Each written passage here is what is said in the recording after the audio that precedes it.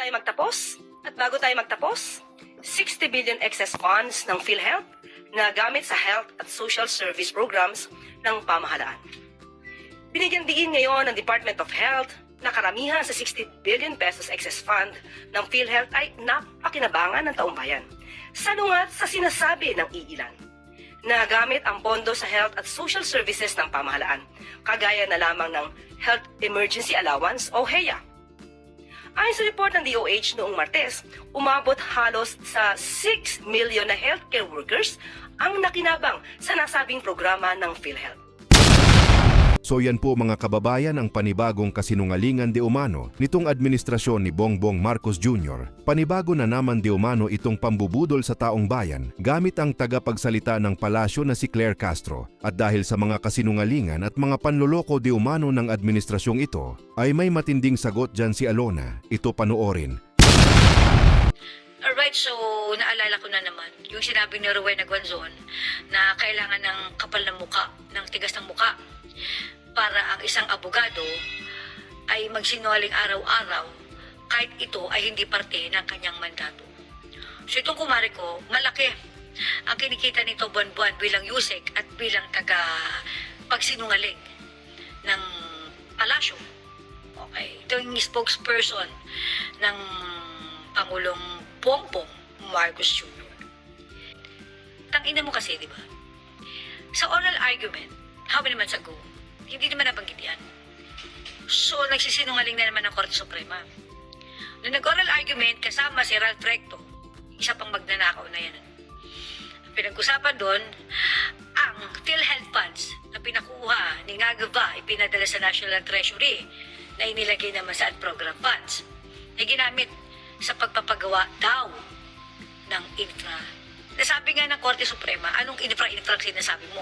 Eh yung infra na chinichika mo recto, pinondohan na ng Korea. Kaya anong sagot ni Ralph Recto? Ibabalik na lang daw. Yung 60 billion na kinuha, isasama ito sa 2026 budget. Na nung kamakailan lang, alam mo naman si Bangag, dahil nga hindi marunong mamuno, walang alam, inutil, binola na naman tayo. Ang sabi niya, ibabalik ko na po ang 60 billion sa PhilHealth dahil merong savings mula sa DPWH. Pagkatapos ito na naman ng Korte Suprema, inulit na naman. Ang sabi, kung ina nyo, ibalik nyo na yung pera ng PhilHealth.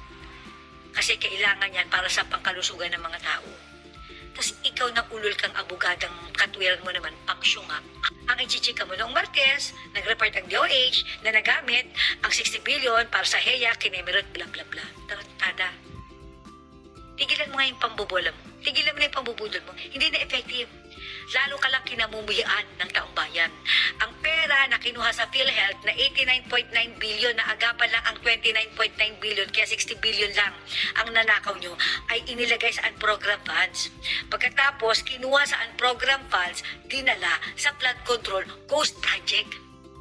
And by the way, may I just remind you again people, ang unprogrammed funds, ang mga pera na nakalagay sa unprogrammed funds ay hindi lalabas o hindi ibibigay kung hindi pipirmahan ni Bangag. This is all about Bangag's signature. Kaya yung sinasabi mong putang inarkos, walang kinalaman dito. Tarantada. Siya ang pumipirma. Kada lalabas ang pera mula sa unprogrammed funds para ilagay dyan sa flood control na hindi naman nakita, pirmado ni Bangag yan. Sino pipirma niyan para lumabas ang pera? Ikaw? Ha? Si Vice President? Sino? Tanging si Marcos Jr. lang ang merong karapatang pumirma dyan sa unprogrammed funds para mailabas ang pera dyan. Tandaan nyo, halos lahat ng Ghost Project, ang mga pera niyan galing sa unprogrammed funds na again, uulitin ko, hindi lalabas ang pera sa unprogrammed funds without Bangag's signature. Tapos ngayon, babulahin mo na naman ang tao. Bago po tayo matapos, gusto ko pong ibalita sa inyo na ang 60 billion mula sa PhilHealth funds ay ginamit sa HEA, kinemerot. Nag-report po ang Department of Health ng Tuesday po. Tuesday po. Inaman Tuesday lang. Noong 2024 pa kinuha yan.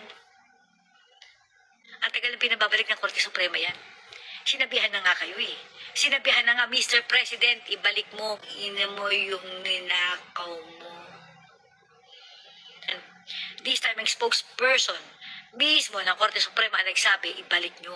Dahil illegal ang ginawa nyong pagkuha ng pera sa PhilHealth. Dahil ang pera sa PhilHealth ay hindi pwedeng ilagay sa kung saan man. Ito ay para sa pangkalusugan lamang. Kaya Mare, tigil-tigilan mo na yung pagsisinungaling mo na lalo ka lang kinamumuyaan ng mga Pilipino. Tangina mo ka.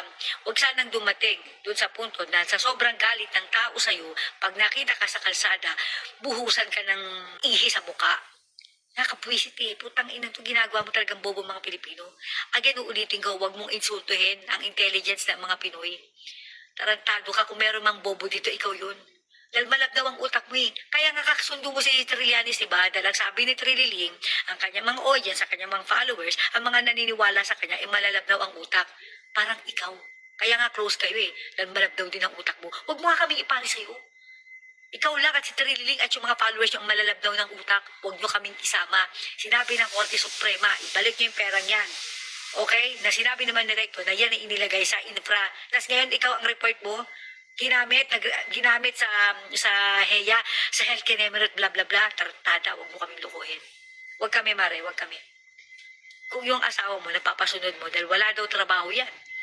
Kaya sunod-sunuran sa'yo, tangina mo, ibahin mo kami. Kung ako lang ang naging asawa mo, kakalat ka rin kita araw-araw.